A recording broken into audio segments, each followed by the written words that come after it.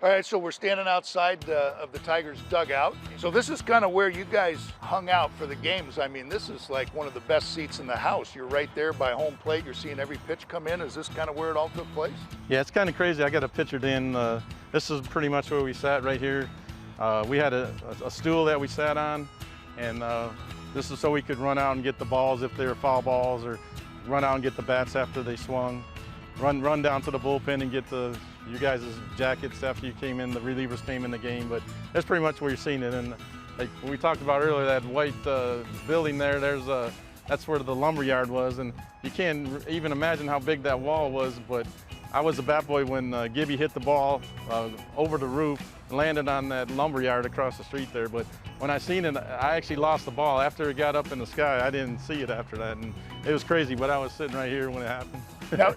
Now I see you got a glove there, so you had to catch the ball when it came back from the first baseman, right? Yeah, that's right. So anybody used to throw you knuckleballs or curveballs or anything? Yeah, for sure.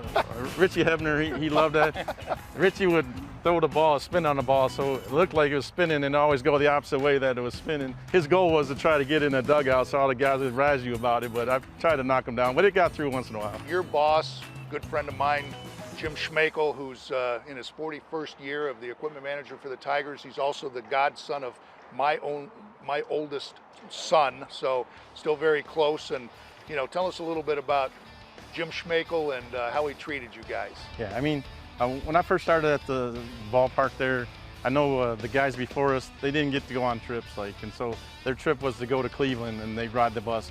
And Jim fought for us, and we got to pick one road trip a year, so we got to travel whatever trip we wanted. Jim just took care of me, made sure that we were saving money, made sure that we were doing good in school, and he was just an awesome guy with us. How about you? You gotta have a good one too. Oh, Jim, spring training.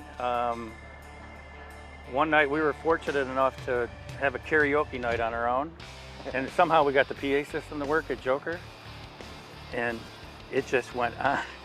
Do you guys know what the heck you're doing? What, you know what I mean? Because again, Jim's a class act. I mean, really, he's a straight up guy. But I got everybody else in trouble because it was my idea. So.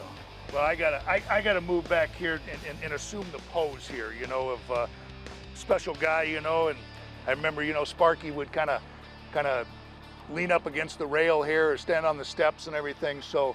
Talk a little bit about your relationship. Tony, you go first with Sparky. I mean, dear man, and meant so much to me, I know. Oh, you know what? I can tell you that he was one of the most genuine human beings I've ever met in my life. Yeah. Incredible man, very humble, very grateful, and he was a master. I mean, if you think about the talent that was in the clubhouse at the time and his ability to manage those egos and get them all together and really be a team. I mean, it was, that was to me, that identified what a successful team was. He was incredible. I think my fondest memory of Sparky, every night, I don't know if you knew, Dan, but we were the last ones to leave the clubhouse, cleaning. I was with you a lot of times. Yeah, a lot of times you were cleaning the toilets and taking the garbage out, like jobs that, some people don't find interesting or whatever. But anyway, Sparky would always make a point every night to come and say goodbye to us, every night. And then he would say, if there was the three of us, he'd say, there's three of the all-time greatest in the room right now. And it made that job fun, right? Right. And so one day, I was there in 1980, and I graduated from high school in 81. In 81, there was a Sunday game, and we only had 3 people at a time working in the clubhouse. And Mr. Schmeichel, Jim, he let me leave to go home on a Sunday because we had a graduation party. So Sparky came along asking, hey, where's David at? He saw me out, I wasn't there. And so Jim told him, hey, his parents had a graduation party for him. So Sparky showed up unannounced at my home.